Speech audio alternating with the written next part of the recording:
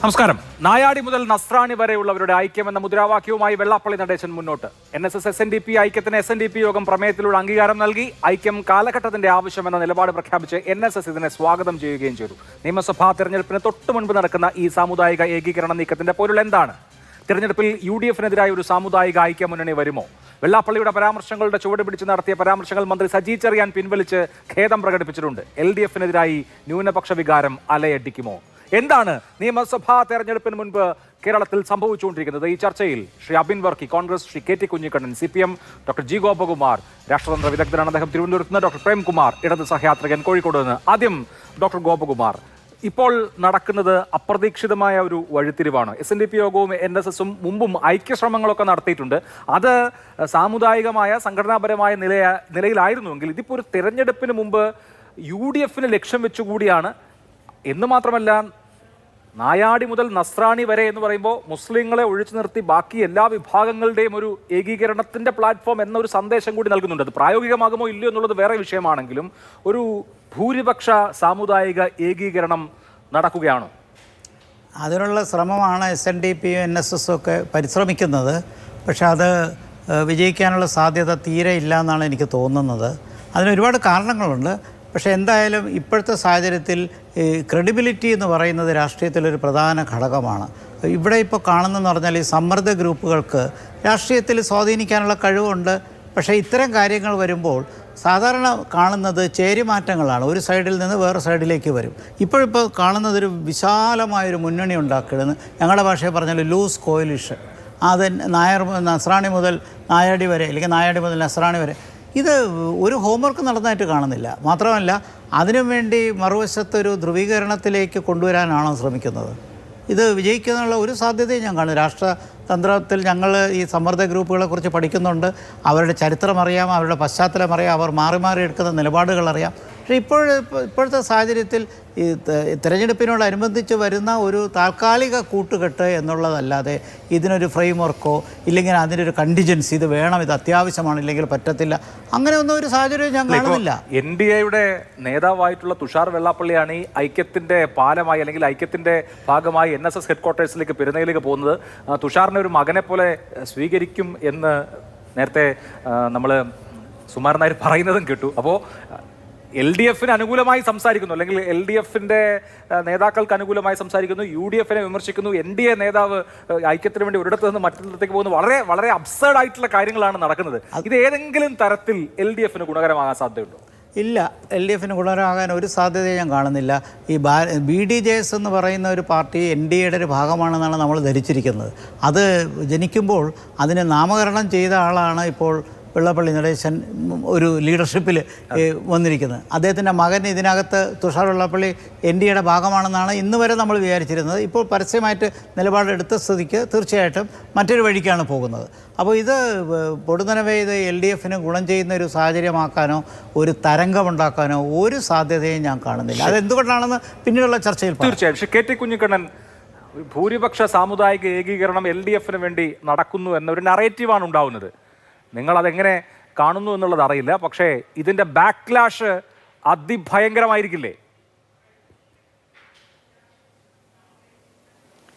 അഭിലാഷേ, താങ്കൾ എന്നോട്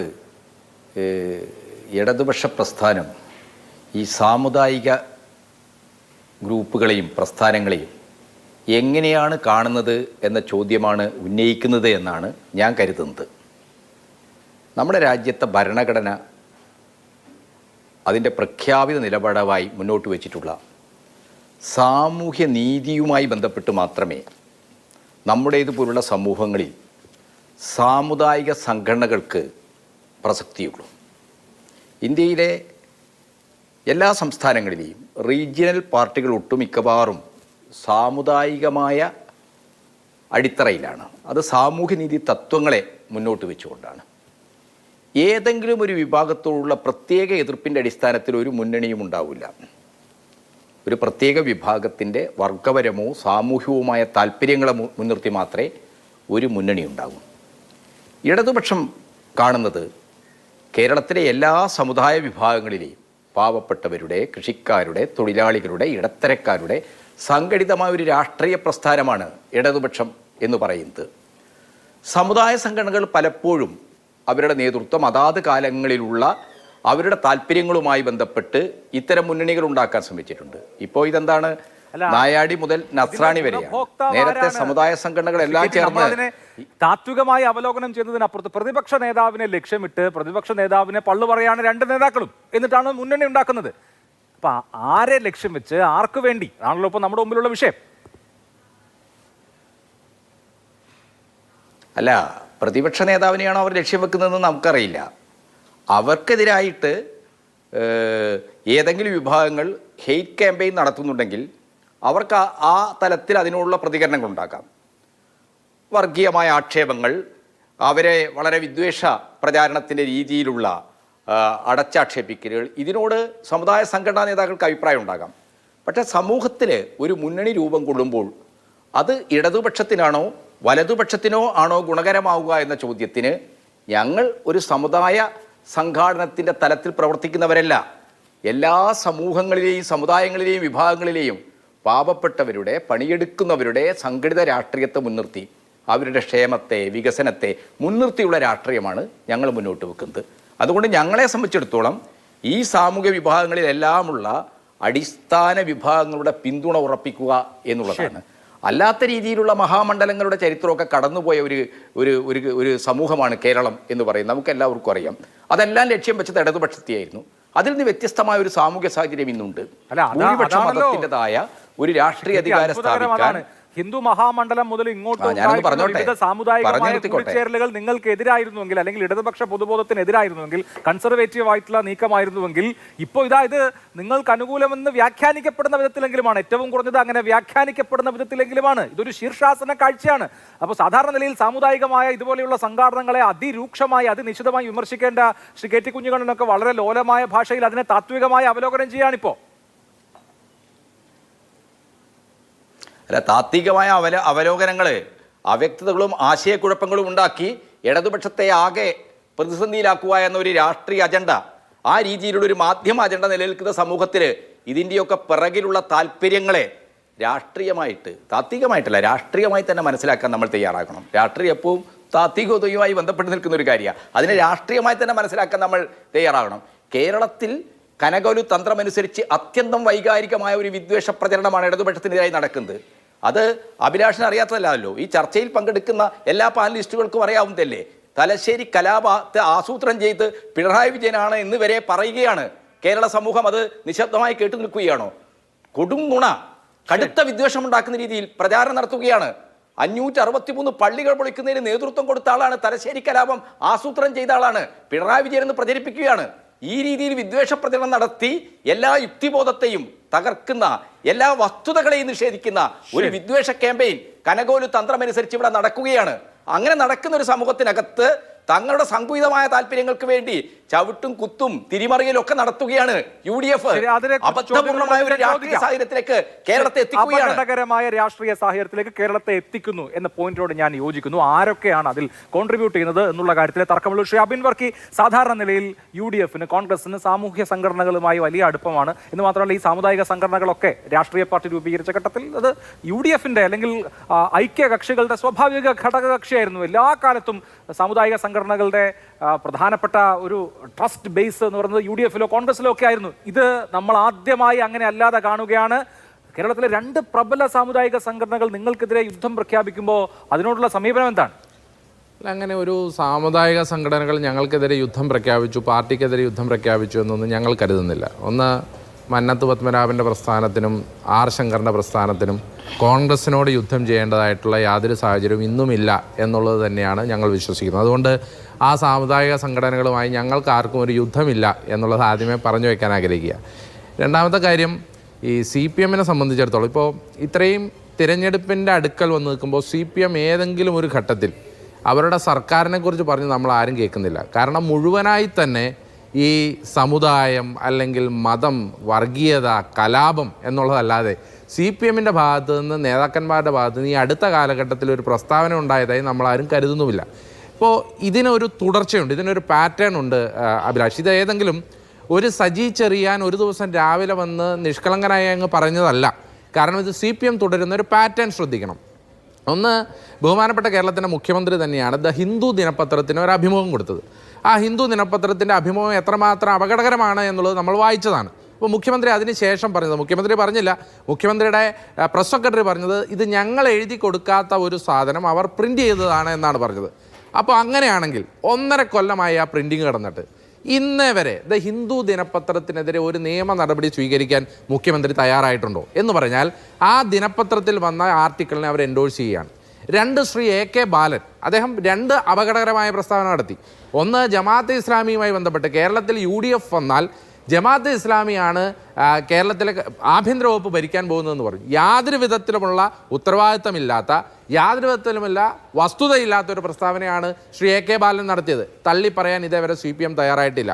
2, ശ്രീ AK ബാലൻ പറയുന്നത് മുസ്ലിം ലീഗിന് എതിരായിട്ട് അദ്ദേഹം പറഞ്ഞു.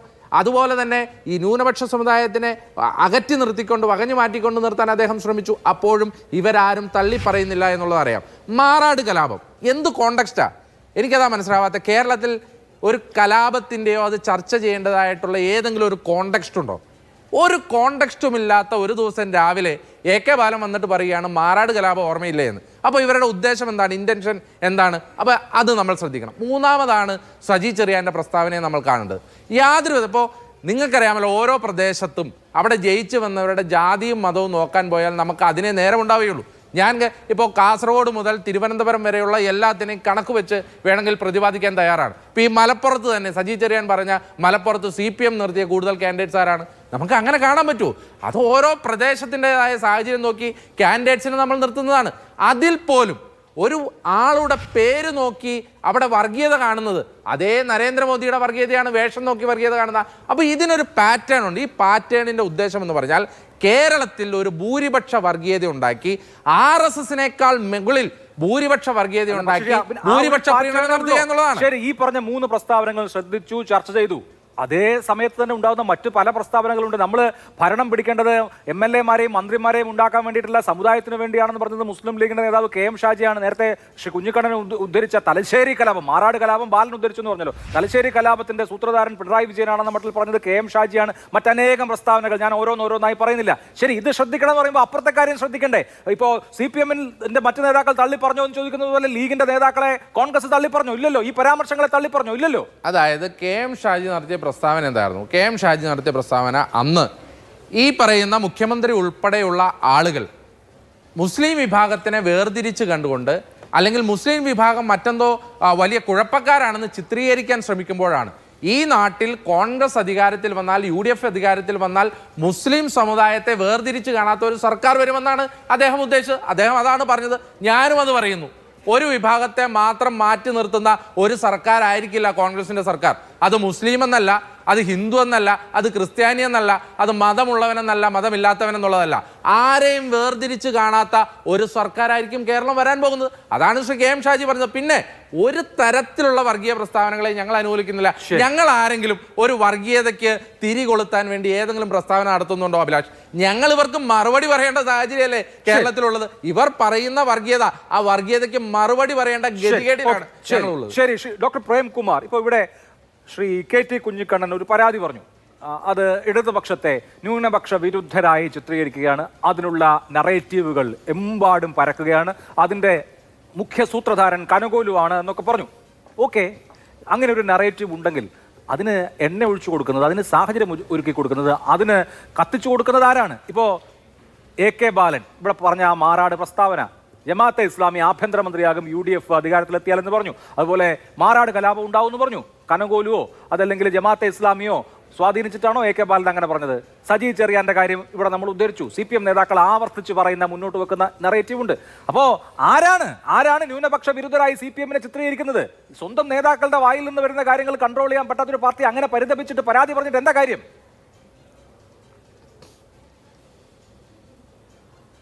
അല്ല അഭിലാഷ്, ആ ഒരു സാധനത്തിലേക്ക് മാത്രം ഫോക്കസ് ചെയ്യുന്നത് ശരിയല്ല.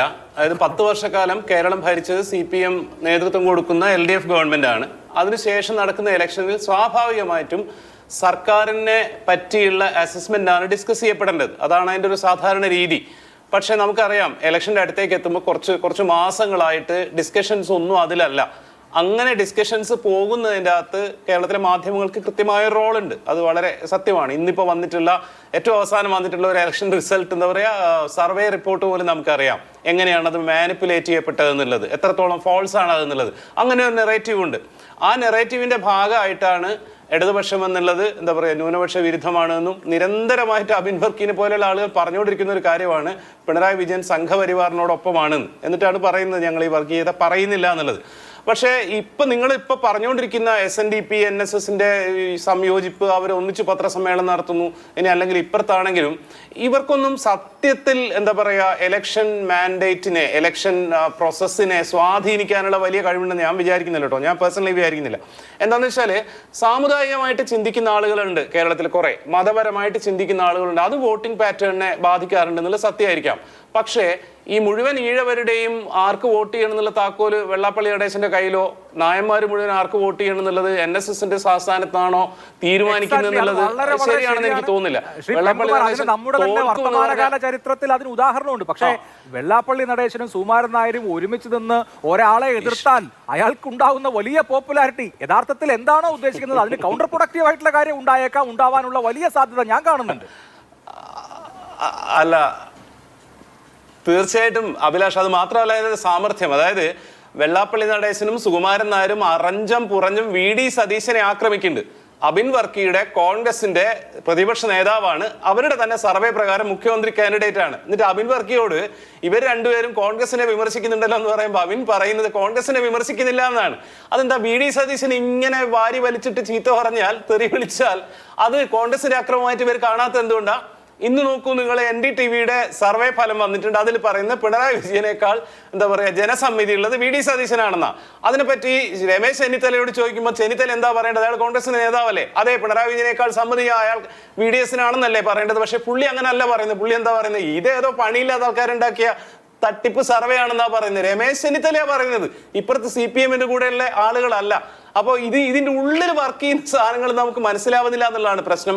VD സതീശനെ പറഞ്ഞോട്ടെ, KC വേണുഗോപാലിനെ പറയരുത് എന്നുള്ളതാവാം, രമേശ് ചെന്നിത്തലയെ ചത്താലും ഇങ്ങനെ പറയില്ല എന്നുള്ളതാവാം. ഇത് അതിന്റെ ഉള്ളിലുള്ള കുറെ സാധനങ്ങൾ കൂടെ. എന്തായാലും ഒരു കാര്യം വളരെ വ്യക്തമാണ്, നായന്മാരാർക്കാ വോട്ട് ചെയ്യുക എന്നുള്ളത് പെരുന്നയിൽ നിന്നോ അല്ലെങ്കിൽ ഈഴവരാർക്കാ വോട്ട് ചെയ്യുക എന്നുള്ളത് കണിച്ചുകുളങ്ങരയിൽ നിന്നോ അല്ല തീരുമാനിക്കുന്ന കാര്യത്തിൽ യാതൊരു തർക്കവുമില്ല.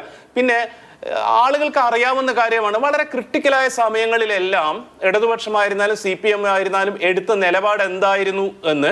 അത്തരം സമയങ്ങളിൽ എങ്ങനെയാണ് UDFും കോൺഗ്രസും ഒക്കെ ഒന്നും പറയാതെ അപ്പുറത്തും ഇപ്പുറത്തും ഇല്ലാതെ നിന്ന് എന്നുള്ളതും ആളുകൾക്ക് അറിയാവുന്നത്. ഈ ന്യൂനപക്ഷങ്ങൾ എന്നൊക്കെ പറയുന്നത് മുസ്ലിംസ് ആയിരുന്നാലും ക്രിസ്ത്യൻസ് ആയിരുന്നാലും ആരായിരുന്നാലും അവരെയൊക്കെ നമുക്ക് എങ്ങനെ എന്താ പറയുക പാമ്പർ ചെയ്തിട്ട് അവരുടെ ബോധ്യത്തിനെയൊക്കെ മാറ്റാൻ പറ്റുമെന്ന് അത് LDF ആയിരുന്നാലും UDF ആയിരുന്നാലും വിചാരിക്കുന്നത് വെറുതെയാണെന്നാ ഞാൻ കരുതുന്നത്. കാരണം അവർക്ക് കൃത്യമായിട്ട് അറിയാം അവരുടെ കൂടെ നിൽക്കുന്നത് ആരാണ്, ക്രിട്ടിക്കലായുള്ള സമയങ്ങളിൽ ആരാണ് നിന്നത് എന്നുള്ളത്.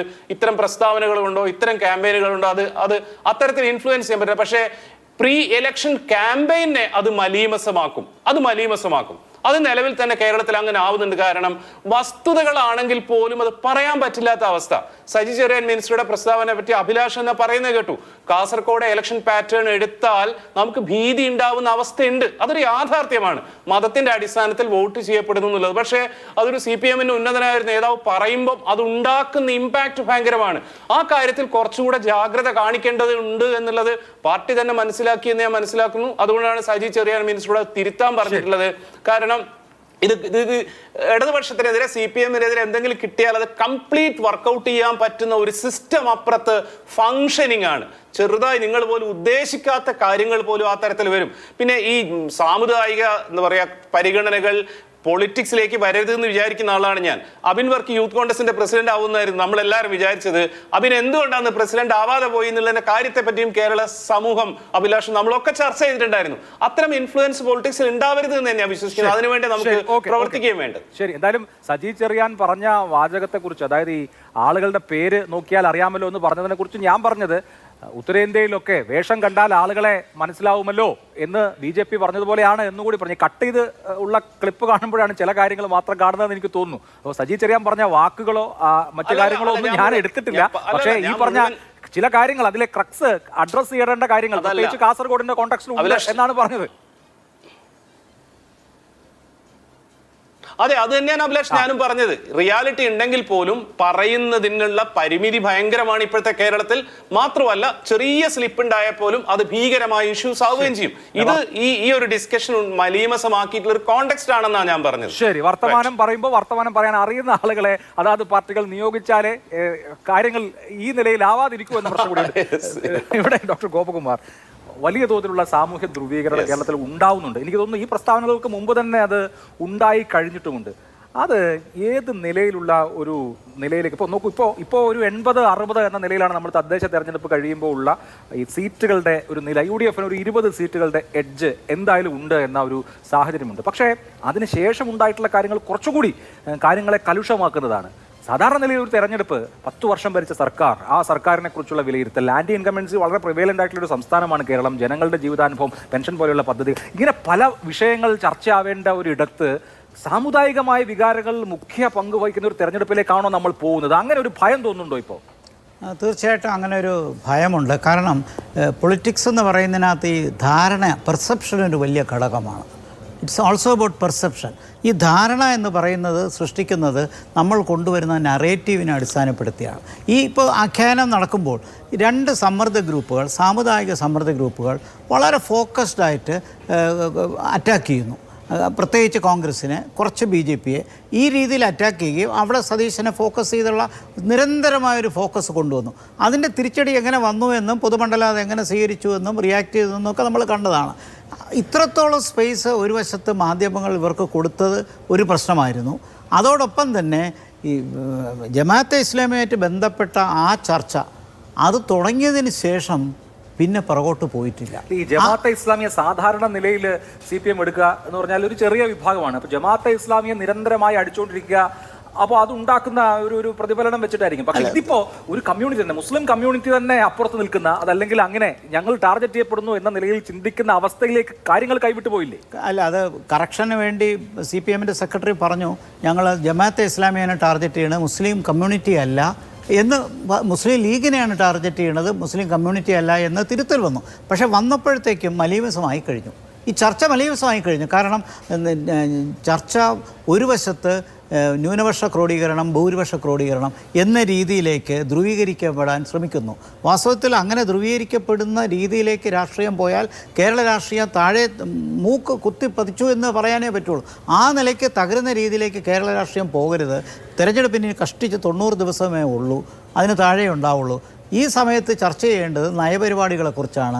ഭരണവിരുദ്ധ വികാരങ്ങളുണ്ടെങ്കിൽ അത് പറയാം, ഭരണ നേട്ടങ്ങളുണ്ടെങ്കിൽ അത് പറയാം. അങ്ങനെ യുക്തിഭദ്രമായ കാര്യങ്ങൾ എത്രത്തോളം പറയാനുണ്ട്.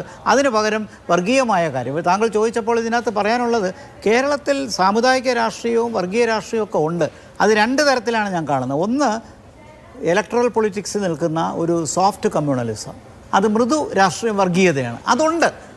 പക്ഷേ അത് എല്ലാവരും എപ്പോഴും പ്രയോഗിക്കില്ല. ചിലപ്പോൾ അടിയൊഴുക്കുകളായിട്ടും ചില സമയങ്ങളിൽ പുറത്തും വരികയും ചെയ്യും. പക്ഷേ ഇപ്പോൾ കാണുന്ന ഒരു വശത്ത് ഈ കമ്മ്യൂണൽ പോളറൈസേഷൻ സോഫ്റ്റ് കമ്മ്യൂണലിസത്തിലേക്ക്, മൃദു കമ്മ്യൂണലിസത്തിലേക്ക് പോകുമ്പോൾ, മറുവശത്ത് കേരളത്തിൽ തന്നെ നേരത്തെ തന്നെ ഒരു തീവ്രവാദ രാഷ്ട്രീയമുണ്ട്. അപ്പോൾ നമുക്കിടയിൽ ഇങ്ങനെ ഒരു ഭയം സൃഷ്ടിച്ച് ഒരു ധാരണ ഉണ്ടാക്കി ഈ ചർച്ച ഈ രീതിയിലേക്ക് മുന്നോട്ട് പോയാൽ കേരള രാഷ്ട്രീയത്തിനകത്ത് ഒരിക്കലും നയങ്ങൾ ചർച്ച ചെയ്യാൻ പറ്റില്ല. കേരളം ഒരു മാതൃകയാണെന്ന് ഇനി പറയാനും പറ്റത്തില്ല. ആ നിലയിൽ കേരള രാഷ്ട്രീയം നശിക്കുകയാണ്. അങ്ങനെ വരാതിരിക്കണമെങ്കിൽ ഇനിയുള്ള ചർച്ചയെങ്കിലും നയരൂപീകരണത്തെക്കുറിച്ച് വരാൻ പോകുന്ന, ഇപ്പോൾ ഗവൺമെൻറ് കൊണ്ടുവരുന്ന അടുത്ത, ഇല്ലെങ്കിൽ പ്രതിപക്ഷമോ ഗവൺമെൻറ്റോ ആരോ ആയിക്കൊള്ളട്ടെ, നിങ്ങളുടെ പ്രകടന പത്രികയെക്കുറിച്ച് പറയൂ. തീർച്ചയായിട്ടും. അല്ല, കഴിഞ്ഞ UP തെരഞ്ഞെടുപ്പിൽ ഇത് 80 വേഴ്സസ് 20 ആണ്. 80% 20% തമ്മിലുള്ള മത്സരമാണ് യോഗി ആദിത്യനാഥ് പറഞ്ഞു. നമ്മൾ ഇവിടെ ഇരുന്ന് അയ്യോ അങ്ങനെയൊക്കെ പറയാമോ എന്ന് അമ്പരന്നതാണ്. ഇപ്പോൾ ഏതാണ്ട് അമ്മട്ടിലുള്ള ചർച്ചകൾ ഇവിടെ നടക്കുന്നു എന്നുള്ളതാണ് വളരെ വളരെ മോശമായിട്ടുള്ള കാര്യം. പക്ഷേ KT കുഞ്ഞിക്കണ്ണൻ, നമ്മൾ ഈ ചർച്ചയുടെ ആ കാര്യങ്ങളൊക്കെ വിട്ട്, ഇപ്പോൾ താങ്കൾ കോഴിക്കോടാണല്ലോ ഇരിക്കുന്നത്, താങ്കൾക്ക് നേരിട്ട് തന്നെ അനുഭവവേദ്യമാകുന്ന ചില കാര്യങ്ങളുണ്ടല്ലോ.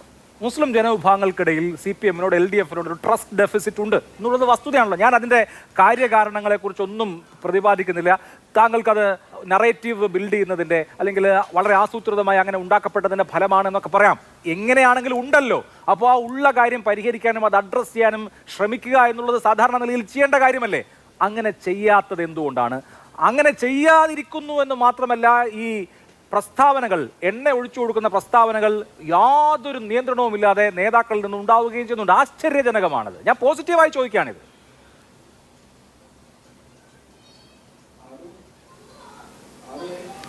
അഭിലാഷേ, മുസ്ലിം സാമൂഹ്യ വിഭാഗങ്ങൾക്കിടയിൽ CPM-നെതിരായിട്ട് വളരെ വൈകാരികമായ ഒരു വിദ്വേഷ പ്രചരണം കഴിഞ്ഞ കുറേ കാലമായിട്ട് മുസ്ലിം ലീഗും ജമാഅത്ത് ഇസ്ലാമിയും അഴിച്ചുവിടുന്നുണ്ട്. ഞങ്ങൾക്കെല്ലാം അത് അനുഭവവേദ്യമാണ്. അതിപ്പോൾ തുടങ്ങിയതല്ല. ഗെയിൽ പൈപ്പ് ലൈൻ തൊട്ട് ദേശീയപാത വികസനം തൊട്ട് കേരളത്തിൻ്റെ വികസനവുമായി ബന്ധപ്പെട്ട എല്ലാ കാര്യങ്ങളെയും അടിയിലൂടെ വർഗീയമായി അതിനെതിരായിട്ടുള്ള ക്യാമ്പയിനുകൾ കൊണ്ടുവരിക എന്ന പണി ലീഗിലെ ഒരു തീവ്രവാദ വിഭാഗവും ജമാഅത്ത് ഇസ്ലാമിയുടെ കോർ ടീമും ചേർന്ന് വളരെ സമർത്ഥമായ രീതിയിൽ ഇവിടെ നടത്തിക്കൊണ്ടിരിക്കുക. ഇപ്പോൾ KM ഷാജി, നിങ്ങൾ ചോദിച്ചല്ലോ ഈ അബിൻ വർക്കിയോട്. അബിൻ വർക്കി എന്താ അതിന് മറുപടി പറഞ്ഞത്? അബിൻ വർക്കി മിസ്റ്റർ ഷാജിയെ ന്യായീകരിക്കുകയല്ല. എന്താ ഷാജി ചെയ്തത്? ഖത്തറിൽ ചെന്നിട്ട് അവിടുത്തെ KMCCയുടെ ഒരു യോഗത്തിലാണ് അദ്ദേഹം പ്രസംഗിക്കുന്നത്. അദ്ദേഹം എന്താ പ്രസംഗിക്കുന്നത്? നമുക്ക് 9 വർഷം കൊണ്ട് നഷ്ടപ്പെട്ടു പോയതെല്ലാം തിരിച്ചു പിടിക്കണം സമുദായത്തിന്. ഈ സമുദായം ഇൻവെർട്ടറ്റിലാണ്. ഈ സമുദായം എന്ന് പറഞ്ഞാൽ എന്താണ്? ഇടതുപക്ഷ ജനാധിപത്യ മുന്നണി കഴിഞ്ഞ 10 വർഷക്കാലം കൊണ്ട് ആഗോളവൽക്കരണം നമ്മുടെ വിദ്യാഭ്യാസ രംഗത്തും ആരോഗ്യ രംഗത്തും ഒക്കെ ഉണ്ടാക്കിയ സ്വകാര്യവൽക്കരണത്തെയും വാണിജ്യവൽക്കരണത്തെയും വലിയ രീതിയിൽ പ്രതിരോധിക്കുന്ന നടപടികളാണ് സ്വീകരിച്ചത്. ഡോക്ടർ ഗോപകുമാർ സാർ ഒരു സാമൂഹ്യ ശാസ്ത്രജ്ഞനല്ലേ? അദ്ദേഹം ഈ പൊളിറ്റിക്കൽ രംഗത്തെ ഈ ഭരണപരമായ ഇടപെടലിനെ കുറിച്ച് എങ്ങനെയാണ് കാണുന്നത് എന്ന് അറിയാൻ എനിക്ക് താല്പര്യമുണ്ട്. കഴിഞ്ഞ 10 വർഷക്കാലം കൊണ്ട് ഇവിടുത്തെ പൊതുവിദ്യാഭ്യാസ രംഗം വലിയ രീതിയിൽ മെച്ചപ്പെട്ടു. പൊതുജനാരോഗ്യ രംഗം വലിയ രീതിയിൽ മെച്ചപ്പെട്ടു. അതിൻ്റെ അനിവാര്യമായ ആഘാതമേറ്റത് ആർക്കാണ്? ഇവിടുത്തെ സ്വകാര്യ മേഖലക്കാണ്. ആ മേഖലയിൽ വലിയ നിക്ഷേപങ്ങൾ നടത്തിയിട്ടുള്ള ആളുകളുണ്ട്. കഴിഞ്ഞ 10 വർഷക്കാലം കൊണ്ട് 6,40,000 കുട്ടികൾ, അൺഎയ്ഡഡ് മേഖലയിൽ പോകുന്ന കുട്ടികൾ പൊതുവിദ്യാലയങ്ങളിലേക്ക് വന്നിട്ടുണ്ട്. ഇതെല്ലാം വലിയ നഷ്ടമാണ്. 10 വർഷക്കാലത്തിനിടയിൽ അൺഎയ്ഡഡ് മേഖലയ്ക്ക് ഒറ്റ NOC കൊടുത്തിട്ടില്ല ഈ സർക്കാർ. ഈ നഷ്ടങ്ങളൊക്കെയുള്ള ഒരു സമ്പന്ന വിഭാഗം സമുദായത്തിൻ്റെ മറ അണിഞ്ഞുകൊണ്ട് സമുദായത്തിന് നഷ്ടപ്പെട്ടു പോയത് എന്ന് പറഞ്ഞുകൊണ്ട് ഇടതുപക്ഷത്തിനെതിരായിട്ട് വർഗീയമായ ധ്രുവീകരണം ഉണ്ടാക്കാനുള്ള വളരെ സമർത്ഥമായ ഇടപെടലുകൾ നടത്തുന്നുണ്ട്. വർഗീയത എന്ന് പറഞ്ഞാൽ അഭിലാഷേ, അത് വർഗ താല്പര്യങ്ങൾ, ചൂഷക വർഗ ആളുകളുടെ താല്പര്യങ്ങൾ, ഇവിടുത്തെ കച്ചവട താല്പര്യങ്ങൾ രാഷ്ട്രീയവുമായി ബന്ധിപ്പിക്കുന്നതിനെയാണ് നമ്മൾ വർഗീയത എന്ന് പറയുന്നത്. ഇവിടെ മുസ്ലിം ലീഗും ജമാഅത്ത് ഇസ്ലാമി ഇപ്പോൾ കടുത്ത വർഗീയ പ്രചരണം ഇടതുപക്ഷത്തിനെതിരായി നടത്തുന്നത്. ഇടതുപക്ഷം ഒരു ഹിന്ദുത്വ പാർട്ടിയാണെന്ന നെറേഷൻ ഉണ്ടാക്കുന്നത് എന്തുകൊണ്ടാണ്? അതിന് പിറകിലുള്ള സമ്പന്ന വർഗ്ഗങ്ങൾ കഴിഞ്ഞ 10 വർഷക്കാലം കൊണ്ട് കേരളത്തിലെ തദ്ദേശ സ്വയംഭരണ സ്ഥാപനങ്ങളൊക്കെ വളരെ കർശനമായ രീതിയിൽ ഭൂമിയുമായി ബന്ധപ്പെട്ട നീർത്തടങ്ങളുമായി ബന്ധപ്പെട്ട സംരക്ഷണ നിയമങ്ങൾ പാലിച്ചു. അതുകൊണ്ട് എന്താണ് ഈ കോഴിക്കോട് നഗരത്തിൽ നിന്നാണ് ഞാൻ ഈ ചർച്ചയിൽ പങ്കെടുക്കുന്നത്. ഈ നഗരത്തിൽ വലിയ രീതിയിൽ ഭൂമി വാങ്ങിയിട്ടിരിക്കുന്ന പല റിയൽ എസ്റ്റേറ്റ് മാഫിയകൾക്കും അവരുടെ കച്ചവടം നടത്താൻ കഴിയുന്നില്ല. ഈ തടസ്സങ്ങളൊക്കെ എന്താണ് അവസാനിപ്പിക്കുന്നതിനെയാണ് സമുദായ നീതിയായിട്ട് അവർ പറയുന്നത്. സമുദായ നീതിയല്ല, അത് സമ്പന്ന വർഗ്ഗങ്ങളുടെ താല്പര്യമാണ്. ഈ രീതിയിൽ ഇവിടുത്തെ പല നിക്ഷിപ്ത താല്പര്യക്കാരും ഇടതുപക്ഷത്തെ എതിർക്കാൻ വികസനത്തിന്റെ പേരിൽ അല്ലെങ്കിൽ ക്ഷേമകാര്യങ്ങളുടെ പേരിൽ ഇടതുപക്ഷത്തെ എതിർക്കാൻ അവർക്കാവില്ല. അത് ജനങ്ങളുടെ അനുഭവമാണ്, ക്ഷേമവും വികസനവും ഒക്കെ. അപ്പോൾ അവരെന്താണ്? ഇത് ഒരു ഹിന്ദുത്വ പാർട്ടിയാണ്, ഇത് BJPയെ പോലെ തന്നെയാണ്, ഇത് മുസ്ലിം വിരുദ്ധമാണ് എന്ന കടുത്ത പ്രചരണമാണ് കഴിഞ്ഞ കുറെ കാലമായിട്ട് ഈ മലബാറിലാകെ നടത്തിക്കൊണ്ടിരിക്കുന്നത്. ആ രീതിയിലുള്ള ഒരു കൺസോൾട്ടേഷൻ ഉണ്ടാക്കാനാണ് അവർ ശ്രമിച്ചുകൊണ്ടിരിക്കുന്നത്. ഇവിടുത്തെ ന്യൂനപക്ഷ വിദ്യാഭ്യാസ സ്ഥാപനങ്ങൾക്ക് UDF പ്രചാരണത്തെ എതിർക്കാമല്ലോ. അതിന് പകരം ആ പ്രചാരണത്തിന് ഏതെങ്കിലും തരത്തില് വഴിവെച്ചു കൊടുക്കുകയല്ലോ വേണ്ടത്.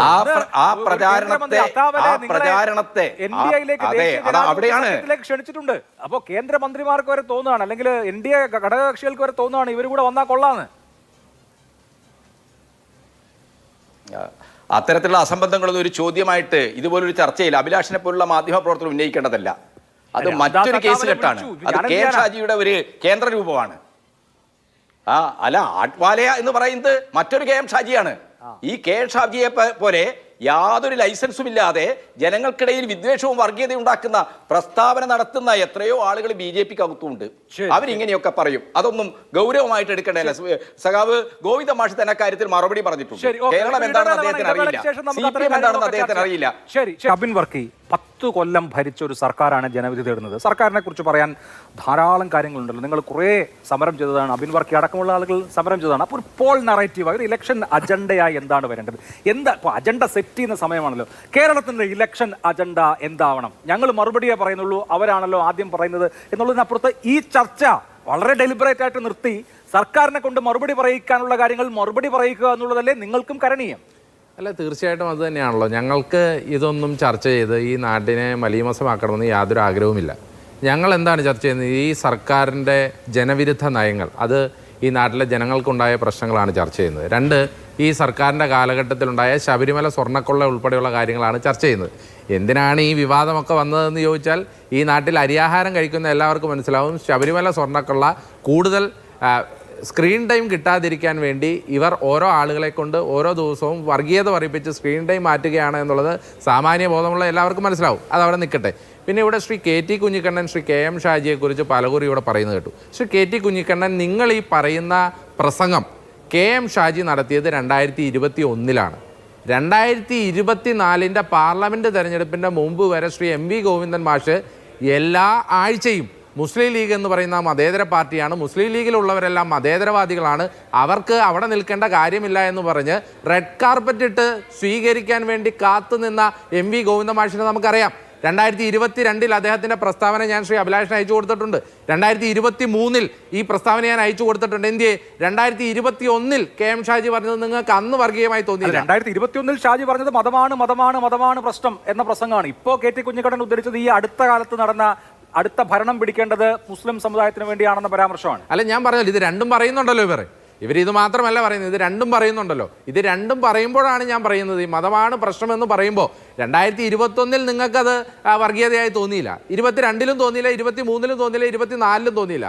പാർലമെന്റ് തെരഞ്ഞെടുപ്പ് കഴിഞ്ഞപ്പോൾ ഒരു കാരണവശാലും മുസ്ലിം ലീഗിനെ പിടിക്കാൻ പറ്റില്ല എന്നുള്ള ഘട്ടം വന്നപ്പോഴാണ് മുസ്ലിം ലീഗിനെ എങ്ങനെയെങ്കിലും വർഗീയ പാർട്ടിയാക്കി ചിത്രീകരിക്കണമെന്ന് CPM-ന് തോന്നി തുടങ്ങിയത്. അതിനുശേഷം അവരുടെ നയമാറ്റവും വ്യക്തമാണ്. പിന്നെ കോഴിക്കോട്ടെ റിയൽ എസ്റ്റേറ്റ് മാഫിയയെ പറ്റിയൊക്കെ പറയുമ്പോൾ ശ്രീ KT കുഞ്ഞിക്കണ്ണൻ ആരെയാണ് ഉദ്ദേശിക്കുന്നത് എന്നുള്ളതൊക്കെ കോഴിക്കോടുകാർക്ക് മനസ്സിലാവുന്നുണ്ട്. ഞാനിനി അതിനകത്ത് കൂടുതൽ രാഷ്ട്രീയത്തിലേക്ക് പോകുന്നില്ല. കാരണം കോഴിക്കോട് നഗരത്തിൽ റിയൽ എസ്റ്റേറ്റ് മാഫിയയും സ്ഥാപനങ്ങളുമൊക്കെ തുടങ്ങിയത് ആരാണെന്നുള്ളതും അവരുടെ രാഷ്ട്രീയ ബന്ധം എന്താണ് എന്നുള്ളതും അവർക്ക് ബേപ്പൂരുമായിട്ടുള്ള ബന്ധങ്ങൾ എന്താണ് എന്നുള്ളതൊക്കെ കോഴിക്കോട് അങ്ങാടിയിൽ പാട്ടാണ്. അതുകൊണ്ട് അത് CPM-നുള്ളിലും പാട്ടാണ്. CPM-ന്റെ വലിയ വിഭാഗീയതയ്ക്ക് വരെ കാരണമാണ്. അതുകൊണ്ട് കോഴിക്കോട്ടെ റിയൽ എസ്റ്റേറ്റ് മാഫിയയുടെ കാര്യമൊന്നും ശ്രീ KT കുഞ്ഞിക്കണ്ണൻ അധികം ഇവിടെ പറയണ്ട.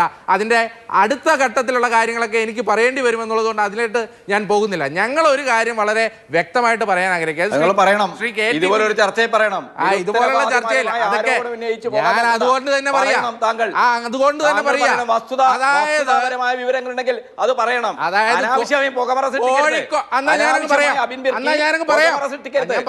കോഴിക്കോട്ടെ real estate mafia, Kozhikode real estate എന്നെക്കൊണ്ട് താങ്കളുടെ മന്ത്രിയെ ചീത്ത CPM-ന്റെ ഗ്രൂപ്പ് വഴക്ക് തീർക്കാൻ നിൽക്കണ്ട. എന്നെ ചാരി CPM-ന്റെ ഗ്രൂപ്പ് വഴക്ക് തീർക്കാൻ നിൽക്കണ്ട. എന്നെ ചാരി CPM-ന്റെ ഗ്രൂപ്പ് വഴക്ക് തീർക്കാൻ നിൽക്കണ്ട. എന്നെ ചാരി CPM-ന്റെ ഗ്രൂപ്പ് വഴക്ക് തീർക്കണ്ട. കാരണം കോഴിക്കോട് നഗരത്തിൽ പണം കഴിഞ്ഞ 10 കൊല്ലം കൊണ്ട് പണം ഉണ്ടാക്കിയവരുടെ ലിസ്റ്റ് എടുത്താൽ ആരാണ് ഉള്ളതെന്നും കോഴിക്കോട് നഗരത്തിൽ ചില എഡ്യൂക്കേഷൻ സ്ഥാപനങ്ങൾ കെട്ടിപ്പൊങ്ങിയപ്പോ അതിന്റെ പിറകിൽ ആരാണ് ഉള്ളത്, അവരുടെ ബന്ധങ്ങൾ എന്താണ് എന്നുള്ളതൊക്കെ കോഴിക്കോട് അങ്ങാടിയിൽ എല്ലാവർക്കും അറിയാം. അതൊന്നും എന്നെ കൊണ്ട് കൂടുതൽ അതൊക്കെ എന്റെ പൊന്ന് ശ്രീ KT കുഞ്ഞിക്കണ്ണൻ, CPM-ന്റെ ഉള്ളിൽ നിന്ന് തന്നെയാണ് ഇതൊക്കെ ഞങ്ങൾക്ക് പറഞ്ഞു തരുന്നത്. അതുകൊണ്ട് കൂടുതൽ ഞാൻ അതിനകത്ത് പറയാൻ ആഗ്രഹിക്കുന്നില്ല. എന്റെ പ്രശ്നമല്ല അത്, നിങ്ങളുടെ അവിടുത്തെ ഗ്രൂപ്പ് തർക്കം രണ്ടാമത്തെ കാര്യം ഞാൻ പറയട്ടെ. വിഷയം മാറിപ്പോയില്ലേ? ഒരു പുകമറയില്ല, പുകമറയൊക്കെ വളരെ കൃത്യമായിട്ട് അറിയാം. രണ്ടാമത്തെ കാര്യത്തിട്ട് വരികയാണ്. നിങ്ങളിവിടെ ഇപ്പോ ശ്രീ പ്രേംകുമാർ എന്റെ കാര്യം എന്തോ ഇവിടെ പറയുന്നത് കേട്ടു. ശ്രീ പ്രേംകുമാർ റിയൽ എസ്റ്റേറ്റ് കച്ചവടക്കാരനൊക്കെ ആരാണ്? അവിടുത്തെ ഏരിയ സെക്രട്ടറിയും ജില്ലാ സെക്രട്ടേറിയറ്റ് മെമ്പറും ഒക്കെ ആയ വ്യക്തി റിയൽ എസ്റ്റേറ്റ് കച്ചവടക്കാരനായി കോടിപതി ആയത് എങ്ങനെയാണ് എന്നുള്ളതൊക്കെ വളരെ കൃത്യമായിട്ട് അറിയാൻ KT കുഞ്ഞിക്കണ്ണൻ. ഇത് ഞാൻ തന്നെ കോഴിക്കോട് വന്ന പത്രസമ്മേളനം നടത്തി പറഞ്ഞിട്ടുണ്ട്. അപ്പൊ അതവിടെ നിൽക്കട്ടെ. അത് ഇന്നത്തെ സാഹചര്യത്തിൽ അതൊരു വിഷയമല്ല, കൂടുതൽ ചർച്ച ചെയ്യേണ്ടി വന്നാൽ അത് പറയാം. ശ്രീ പ്രേംകുമാർ ഇവിടെ പറഞ്ഞു എന്നെ പറ്റി എന്തൊക്കെ പറയുന്നു കേട്ടു. ശ്രീ പ്രേംകുമാർ, ഈ കഴിഞ്ഞ ആഴ്ച വരെ ഇങ്ങനെ ഞങ്ങളുടെ കൂടെ ചർച്ചയ്ക്കിരുന്ന ഇടതുപക്ഷ സഹയാത്രികൻ എന്നെ പുലഭ്യം പറഞ്ഞു, VD സതീഷിനെ പുലഭ്യം പറഞ്ഞ ആള് പുലഭ്യം പറഞ്ഞതിന്റെ പിറ്റേന്നാൾ രാവിലെ വന്നപ്പോൾ BJP-യുടെ രാജീവ് ചന്ദ്രശേഖരുടെ കയ്യിൽ നിന്ന് മെമ്പർഷിപ്പ് മേടിക്കുന്നതാണ് ഞാൻ കണ്ടത്. എന്നിട്ട് അദ്ദേഹം നടത്തിയ പ്രസ്താവനയാണ് എനിക്ക് ഇഷ്ടപ്പെട്ടത്. ഞാൻ CPM-ന്റെ കൂടെ നിൽക്കുമ്പോഴും എൻ്റെ മനസ്സിലുള്ളത് BJP-യുടെ ഐഡിയോളജി ആയിരുന്നു എന്നാണ് പറയുന്നത്. അതുകൊണ്ട് ഈ രാഷ്ട്രീയ നിരീക്ഷകരുടെയൊക്കെ സ്വഭാവം എന്താണ് എന്നുള്ളതൊക്കെ ഞങ്ങളിപ്പോൾ കണ്ടുകൊണ്ടിരിക്കുക. അതുകൊണ്ട് എന്നെച്ചാരി അത് പറയാൻ നിൽക്കണ്ട. രാഷ്ട്രീയ നിരീക്ഷകർ ആരാണെന്നുള്ളത് അറിയാം. ഞങ്ങൾക്ക് വളരെ കൃത്യമാണ്, ഈ തിരഞ്ഞെടുപ്പിൽ ഞങ്ങളുടെ ഐഡിയോളജി കൃത്യമാണ്. ഞങ്ങൾ CPM-ന്റെ ദുർഭരണത്തിനെതിരായിട്ടാണ് ഇവിടെ ക്യാമ്പയിൻ ചെയ്യുന്നത്. CPM നടത്തിയ കൊള്ളയ്ക്കെതിരായിട്ടാണ് ക്യാമ്പയിൻ ചെയ്യുന്നത്. CPM അനാവശ്യമായി നാടിനെ വെട്ടിമുറിക്കാൻ നടക്കുന്ന വർഗീയ വിഭജനത്തിനെതിരാണ് ഞങ്ങൾ സമരം ചെയ്യുന്നത്. ജനം ഞങ്ങളെ സ്വീകരിക്കുമെന്ന വിശ്വാസവും ഞങ്ങൾക്കുണ്ട്. ശരി, ഡോക്ടർ പ്രേംകുമാർ, നമ്മൾ ഈ തെരഞ്ഞെടുപ്പിൽ കഴിഞ്ഞ തെരഞ്ഞെടുപ്പിന്റെ അതേ പാറ്റേണിലുള്ള വോട്ടിംഗ് ഉണ്ടാവണം എന്ന നിലയിൽ തന്നെ നിർബന്ധം പിടിക്കണം എന്നുമില്ല, എന്തും സംഭവിക്കാമല്ലോ. നേരത്തെ NSSന്റെ ജനറൽ സെക്രട്ടറി പറഞ്ഞത് 24 മണിക്കൂർ മതി ഇലക്ഷന്റെ ട്രെൻഡൊക്കെ മാറാൻ എന്നാണ്. പക്ഷേ ഈ കേവല രാഷ്ട്രീയ വിഷയങ്ങൾക്കപ്പുറത്ത് ജനങ്ങൾക്ക് ആഴത്തിൽ പതിഞ്ഞിട്ടുള്ള അവരുടെ രാഷ്ട്രീയ അഭിപ്രായങ്ങൾ ഉണ്ടാകില്ലേ? എന്തുകൊണ്ടാണ് CPM ഇവിടെ ഒരു സാമുദായിക ധ്രുവീകരണ അന്തരീക്ഷം സംജാതമാകുമ്പോൾ അതിൽ നിന്ന് എല്ലാ നേതാക്കളോടും ഒരു കാരണവശാലും നമ്മൾ ഇതിൽ പങ്കുവഹിക്കേണ്ടതില്ല എന്ന നിലയിൽ അവരെ മാറ്റുകയും നറേറ്റീവ് അല്ലെങ്കിൽ ഈ വിഷയങ്ങൾ വേറൊരു തലത്തിലേക്ക് മാറ്റുകയും ചെയ്യാത്തത്? 10 കൊല്ലത്തെ ഭരണത്തിന്റെ നല്ല ആത്മവിശ്വാസം ഉണ്ടെങ്കിൽ അത് നേരിട്ടങ്ങ് പറയാമല്ലോ. എല്ലാ തരത്തിലുള്ള കമ്മ്യൂണലായ പോളറൈസിംഗ് ആയിട്ടുള്ള എല്ലാ തരത്തിലുള്ള ആക്ടിവിറ്റികളിൽ നിന്ന് മാറി നിൽക്കണം, ഞങ്ങൾ അതിനില്ല, ആ അജണ്ട ഞങ്ങളുടേതല്ല എന്ന ഖണ്ഡിതമായ നിലപാട് സ്വീകരിക്കാമല്ലോ. ഇത് അങ്ങനെയല്ല. മൈക്ക് വെക്കുന്നിടത്തൊക്കെ ഓരോരോ വർത്തമാനം പറയുന്നതാണ് നമ്മൾ രാവിലെ TV വെച്ചാൽ കാണുന്നത്. അഭിലാഷ്, TV വെച്ചാൽ കാണുന്ന കാര്യം മാത്രം കൂടുതൽ കണ്ടിട്ട് പറയുന്നതാണെന്ന് ഞാൻ പറയാം. 2021 ഇതേ സമയത്ത് ജനുവരി ഫെബ്രുവരി മാസങ്ങളിൽ കേരളത്തിലെ TV വെച്ചാൽ അതിൻ്റെ അകത്ത് മുഴുവൻ പിണറായി വിജയനെ അറസ്റ്റ് ചെയ്ത് കൊണ്ടുപോയോ KT ജലീലിനെ ജയിലിലിട്ടോ ശ്രീരാമകൃഷ്ണനെ അറസ്റ്റ് ചെയ്തോ എന്നുള്ള വാർത്തകളായിരുന്നു. ആ കാലത്തെ TVയും പത്രങ്ങളും നിങ്ങളൊന്ന് എടുത്തു നോക്കൂ. അതിൽ മുഴുവൻ പിണറായി വിജയനും മന്ത്രിസഭയിലുള്ള ആളുകളൊക്കെ അറസ്റ്റ് ചെയ്യുന്നുള്ള വാർത്തകളായിരുന്നു. പക്ഷെ ഏപ്രിൽ മാസം തെരഞ്ഞെടുപ്പ് നടന്നപ്പോൾ ആളുകൾ ആലോചിച്ചിരുന്നു, ചിന്തിച്ചിരുന്നു വേറെയാണ്. ഞാൻ മനസ്സിലാക്കുന്ന ഈ കഴിഞ്ഞ ദിവസങ്ങളിലായിട്ട് CPIM-ന്റെ സകല നേതാക്കന്മാരും പ്രവർത്തകരും വീടുകളിൽ കയറി ചെന്ന് ആളുകളെ കേൾക്കുകയാണ്. അങ്ങോട്ട് പറയല്ല, അവർ പറയുന്ന പരാതികൾ, അവരുടെ പ്രശ്നങ്ങൾ, കാര്യങ്ങളൊക്കെ. ഈ കോഴിക്കോട് അങ്ങാടിയിലും ഞാൻ താമസിക്കുന്ന ഫ്ലാറ്റിനടുത്തുള്ള എല്ലാ വീടുകളിലും ഫ്ലാറ്റുകളിലും പാർട്ടിയുടെ ആളുകൾ വരുന്നതും സംസാരിക്കുന്നതും ഞാൻ കണ്ടു. അബിൻ വർക്കി പറയുന്ന പോലുള്ള പ്രശ്നങ്ങളൊക്കെ ഉണ്ടെങ്കിൽ അവിടെ വെച്ച് തീരും. ഈ ഒരു അവസ്ഥ കേരളത്തിലെ UDF-നോ കോൺഗ്രസിനോ മുസ്ലിം ലീഗിനോ ഉണ്ടോ എന്ന് ആലോചിച്ച് നോക്കിയാൽ അറിയാം. ടെലിവിഷനിലും പ്രസ്താവനകളിലും ഒക്കെ ഇങ്ങനെ എന്താ പറയാ ഒരു നോയ്സ് ക്രിയേറ്റ് ചെയ്യുക എന്നുള്ളതല്ലാതെ, ഈ ഒരു സീൻ ക്രിയേറ്റ് ചെയ്യുക എന്നല്ലാതെ ഗ്രൗണ്ട് ലെവലിൽ UDF-നോ കോൺഗ്രസിനോ എത്താൻ പറ്റുന്നില്ല എന്നാണ്. ഈ ചർച്ച തന്നെ അതിന്റെ വളരെ കൃത്യമായ ഉദാഹരണമാണ്. നോക്കൂ നിങ്ങൾ, കോഴിക്കോട് റിയൽ എസ്റ്റേറ്റ് മാഫിയ ആരാണെന്ന് എനിക്കറിയാം എന്ന് അബിൻ വർക്കി പറഞ്ഞിട്ട് ആരെയോ ഒക്കെ ഇങ്ങനെ സംശയത്തിൽ നിർത്തും. ആരാണെന്ന് പറയൂന്ന് പറഞ്ഞാൽ അദ്ദേഹം പറയില്ല. ഞാൻ അബിൻ വർക്കിയെ പറ്റി പറഞ്ഞ എന്താണ്, അദ്ദേഹം യൂത്ത് കോൺഗ്രസിന്റെ പ്രസിഡന്റ് ആവാതെ പോയത് എന്തോ ഒരു സാമുദായിക ഇക്വേഷൻ കാരണമായിരുന്നു. ഞാൻ വിചാരിക്കുന്നില്ല, വിശ്വസിക്കുന്നില്ല അബിൻ വർക്കി എന്നുള്ള ആള് ഏതെങ്കിലും സമുദായത്തിന്റെ റെപ്രസെന്റേറ്റീവ് ആണെന്ന്. വളരെ സെക്യുലർ ആയ ആളാണെന്ന് തന്നെ ഞാൻ വിചാരിക്കുന്നു. കോൺഗ്രസ്സുകാരൻ തന്നെയായി നിൽക്കുന്ന തന്നെ വിചാരിക്കുന്നു. അത് പറയുമ്പോൾ തിരിച്ചു പറയുന്ന മറുപടി എന്താണ്, റെജി ലൂക്കോസ് BJP പോയിട്ടുണ്ട്. ഞാൻ എന്ത് ചെയ്യാനാണ് റെജി ലൂക്കോസ് പോയതിന്? ഇതൊക്കെ അഭിലാഷ് വലിയൊരു പരിധിവരെ പുറത്ത് നിൽക്കുന്ന ഒരു കാര്യമാണ്. പക്ഷേ പുറത്ത് ബഹളം പോലെ ഉണ്ടാവുന്ന കാര്യത്തിലും 2021 കേസിൽ അത് വളരെ പ്ലാൻഡ് ആയിരുന്നു. ED-യും BJP-യും UD-യും കൂടെ പ്ലാൻ ചെയ്തതായിരുന്നു.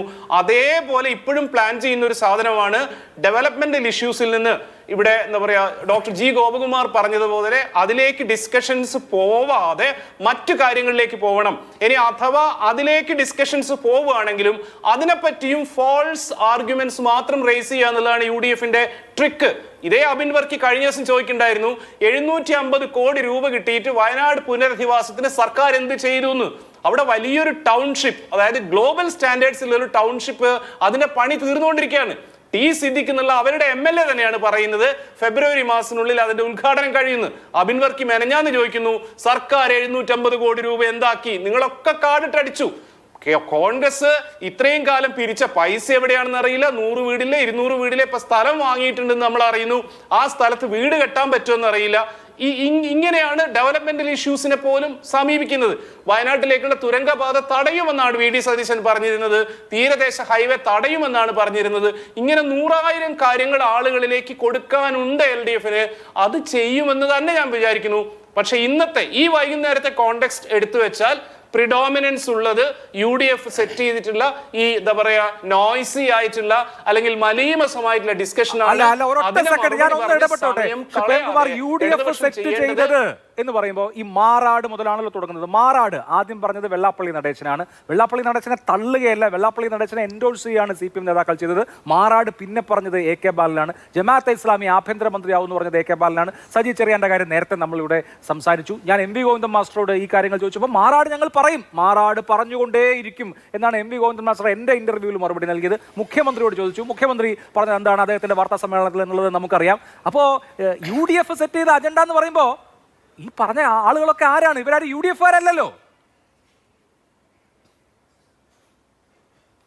അല്ല, ഞാൻ പറഞ്ഞത് ആ അജണ്ടയിലാണ് ഇപ്പോൾ കാര്യമായി ടെലിവിഷനിലും പത്രങ്ങളിലും ഡിസ്കഷൻസ് നടക്കുന്നത്. അതിൽ നിന്ന് മാറി നടക്കേണ്ടതുണ്ട്. ഡെവലപ്മെന്റൽ പൊളിറ്റിക്സ് തന്നെ ജനങ്ങളോട് നേരിട്ട് പറയുന്ന രീതിയിലേക്ക് ഇടതുപക്ഷവും CPM മാറേണ്ടതുണ്ട്. ആ മാറ്റത്തിന്റെ തെളിവായിട്ടാണ് ഞാൻ പറഞ്ഞിട്ടുള്ളത്. കേരളത്തിലെ എല്ലാ വീടുകളും കയറിക്കൊണ്ടിരിക്കുകയാണ്. LDF പ്രവർത്തകർ വികസന ജാഥകൾ നടത്തുകയാണ്. അത് അവർ ആളുകളോട് നേരിട്ട് പറയാണ്. ടെലിവിഷനിൽ കാണുന്നതും സോഷ്യൽ മീഡിയയിൽ കാണുന്നതുമാണ് യാഥാർത്ഥ്യം എന്ന് വിചാരിച്ചിരുന്നുവെങ്കിൽ 2021 ഇതുപോലെ ഒരു കാര്യം ഉണ്ടാവില്ലായിരുന്നു. ആളുകൾ നേരിട്ട് അനുഭവിച്ചിട്ടുള്ള കാര്യങ്ങൾ അവർ തിരിച്ചറിയാൻ ചെയ്യും. അത് വർഗീയതയുടെ കാര്യമായിരുന്നാലും വികസനത്തിന്റെ കാര്യമായിരുന്നാലും എന്തായിരുന്നാലും കോൺഗ്രസിനെ ഇനിയൊരു ടേം ഭരണം ഏൽപ്പിക്കാനുള്ള കോൺഫിഡൻസ് കേരളത്തിലെ ജനങ്ങൾക്കുണ്ട് എന്ന് ഞാൻ വിചാരിക്കുന്നില്ല. അങ്ങനെ വിചാരിക്കുന്ന ആളുകൾ ഭൂരിപക്ഷം ഉണ്ടെന്ന് വിചാരിക്കുന്നില്ല.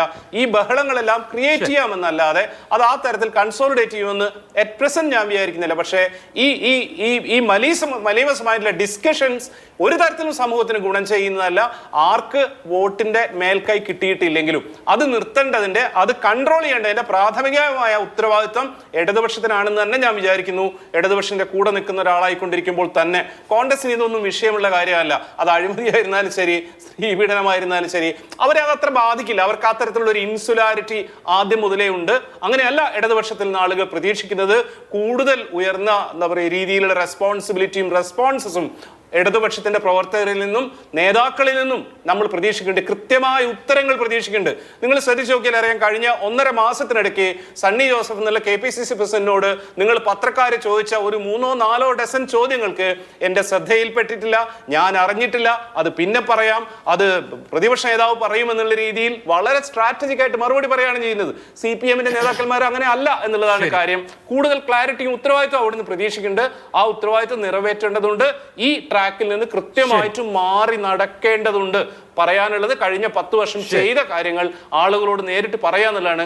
ഈ ചർച്ച പോലും ആ അർത്ഥത്തിൽ ചർച്ചയിൽ ആര് ജയിക്കുന്നു തോന്നിയാലും ചർച്ച പോലും ഇടതുപക്ഷത്തിന് ഗുണമുള്ളതാണെന്ന് ഞാൻ വിചാരിക്കുന്നില്ല. ശരി. എന്തായാലും തെരഞ്ഞെടുപ്പ് രംഗത്ത് കുഴക്കുന്ന ചോദ്യങ്ങൾക്ക് ഉത്തരം പറയാതെ ഒഴിഞ്ഞു മാറുന്നതും ഒരു നല്ല രാഷ്ട്രീയക്കാരൻ്റെ ലക്ഷണമായിട്ടാണ് എനിക്ക് തോന്നുന്നത്. ചില ബൗൺസറുകളെ അല്ലെങ്കിൽ ചില ബോളുകളെ നല്ല ബാറ്റ്സ്മാൻമാർ ലീവ് ചെയ്യില്ലേ, സച്ചിൻ ടെണ്ടുൽക്കറൊക്കെ, അതുമാതിരിയും അതിനെ കാണാം. അല്ലാതെ എല്ലാത്തിനും കയറി ബാറ്റ് വെച്ച് എഡ്ജ് കൊടുത്ത് ക്യാച്ച് നൽകി സജി ചെറിയാൻ ചെയ്തത് മാതിരി ചെയ്യണം എന്ന അഭിപ്രായം ഇല്ല. അതെനിക്കൊന്നും CPM നേതാക്കൾ ക്രിക്കറ്റ് കളി കാണുന്നവരാണ്. MA ബേബി ഒക്കെ ചിലപ്പോൾ ഇനി ശ്രദ്ധിക്കുമായിരിക്കും. ശ്രീ ഗോപകുമാർ, ഇവിടെ ഇനിയിപ്പോൾ CPMനെ സംബന്ധിച്ച് നോക്കൂ, 7 ലക്ഷം വോട്ടിന്റെ കുറവാണ് തദ്ദേശ തെരഞ്ഞെടുപ്പിന്റെ കണക്കുമായി വെച്ച് നോക്കിയുള്ളത്. ശരിക്കും പറഞ്ഞാൽ അത്ര വലിയ ഗ്യാപ്പല്ല. ഈ 7.5 ലക്ഷം വോട്ടിന്റെ ഗ്യാപ്പിൽ തന്നെ 6 ലക്ഷം മലപ്പുറത്താണ്. മലപ്പുറം UDFന് വലിയ ശക്തിയുള്ളൊരു ജില്ലയാണ്. ആ മലപ്പുറം അങ്ങ് മാറ്റിവെച്ചാൽ സത്യത്തിൽ CPM-ഉം UDF-ഉം തമ്മിൽ, അല്ലെങ്കിൽ LDF-ഉം UDF-ഉം തമ്മിൽ 1 ലക്ഷം വോട്ടിന് ഡിഫറൻസേ ഉള്ളൂ. ശരിക്ക് നന്നായി പരിശ്രമിച്ചാൽ ഒരു നെക്ക് ആൻഡ് നെക്ക് ഫൈറ്റിലേക്ക് കൊണ്ടുവരാവുന്ന ഒരു സാഹചര്യമായിരുന്നു. പക്ഷേ തദ്ദേശ തെരഞ്ഞെടുപ്പിൽ ഉദ്ദേശിച്ച റിസൾട്ട് ഉണ്ടാകാത്തതിന് പിന്നാലെ ഇടതുപക്ഷം സ്വീകരിച്ചിട്ടുള്ള സ്ട്രാറ്റജി അത് ഗുണകരമാണോ? യഥാർത്ഥത്തിൽ ഈ പറഞ്ഞ ഈ ഗ്യാപ്പ് കുറയ്ക്കുന്നത് കൂട്ടുന്ന വിധത്തിലേക്കായിപ്പോയോ കാര്യങ്ങൾ? എന്ത് തോന്നുന്നു? വാസ്തവത്തിൽ പഞ്ചായത്ത് തിരഞ്ഞെടുപ്പിൽ ഇടതുപക്ഷത്തിന് കിട്ടിയ തിരിച്ചടി കണ്ണു തുറപ്പിക്കേണ്ടതാണ്. കാരണം വികേന്ദ്രീകരണത്തിന് ഏറ്റവും കൂടുതൽ ചാമ്പ്യൻ ചെയ്തൊരു ചരിത്രമുള്ള ഇടതുപക്ഷത്തിന് ഇത്രയും വലിയൊരു തിരിച്ചടി കിട്ടുമ്പോൾ ചർച്ച വാസ്തവത്തിൽ എവിടെയാണ് ഗവൺമെൻറ്റിന് പ്രശ്നങ്ങളുണ്ടായത്? അത് അഴിമതിയിലാണോ, ഭരണവിരുദ്ധ വികാരത്തിലാണോ, മറ്റെന്തെങ്കിലും പ്രശ്നത്തിലാണോ, വർഗീയത അല്ലാതെ മറ്റ് പല കാര്യങ്ങളും ചർച്ച ചെയ്യേണ്ടതുണ്ട്.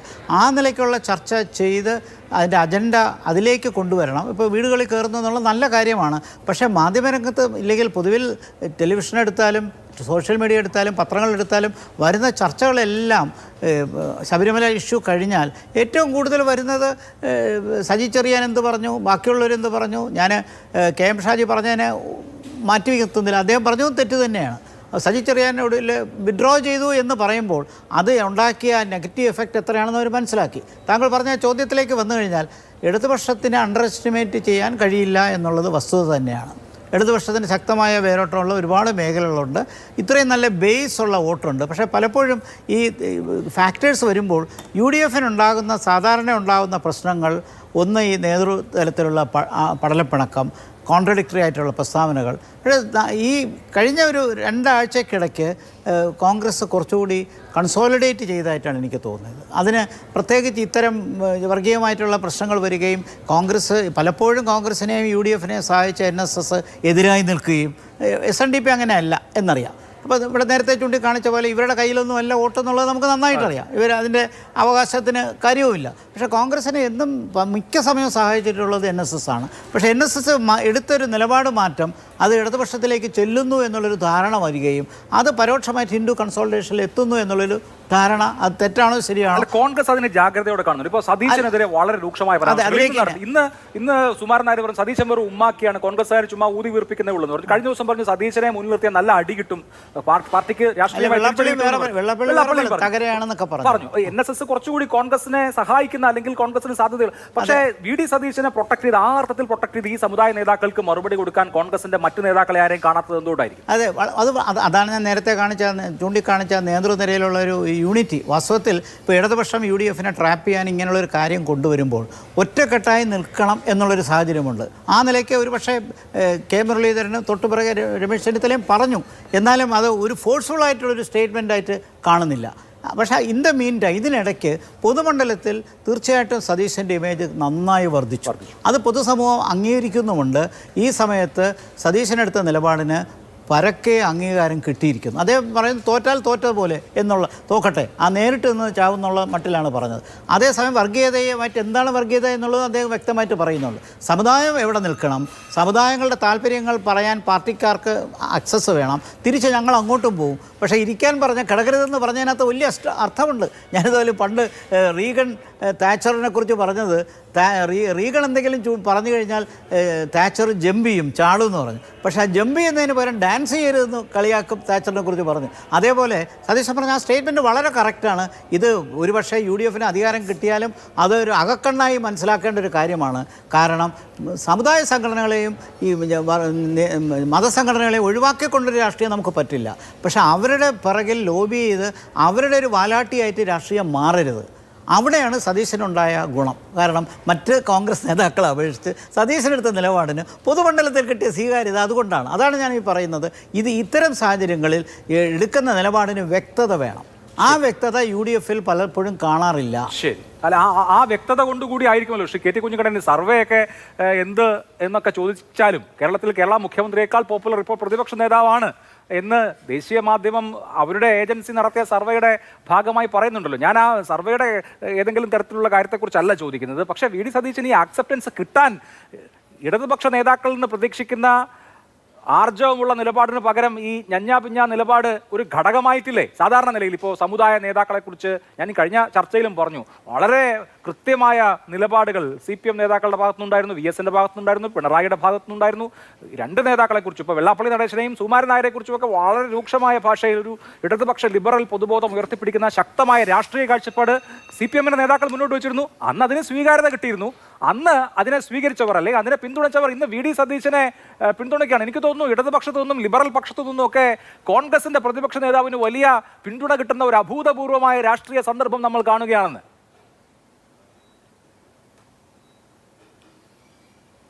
അത് അഭിലാഷ് ഉൾപ്പെടെയുള്ള മാധ്യമ പ്രവർത്തകർ അങ്ങനെ ഒരു നെറേഷൻ ഉണ്ടാക്കാൻ വലിയ പരിശ്രമം നടത്തുന്നുണ്ട്. ഡോക്ടർ ഗോപകുമാർ വരെ ഇവിടെ ചെയ്തുകൊണ്ടിരിക്കുന്നതാണ്. എങ്ങനെയാണ് VD സതീശൻ കേരളത്തിൽ വലിയ പോപ്പുലാരിറ്റി, വലിയ അംഗീകാരമുള്ള രാഷ്ട്രീയ നേതാവാവുന്നത്? ഇതേ ഏജൻസി തന്നെ, NDTV സർവേ ആണോ നിങ്ങൾ പറയുന്നത്? ഇതേ ഏജൻസി തന്നെ ബീഹാർ തെരഞ്ഞെടുപ്പിൻ്റെ ഘട്ടത്തിൽ നടത്തിയ സർവേ റിപ്പോർട്ട് നമ്മുടെ മുമ്പിലുണ്ട്. എന്തായിരുന്നു പറഞ്ഞിരുന്നത്? ആ റിസൾട്ട് വന്നപ്പോൾ നമ്മൾ കണ്ടതാണ്.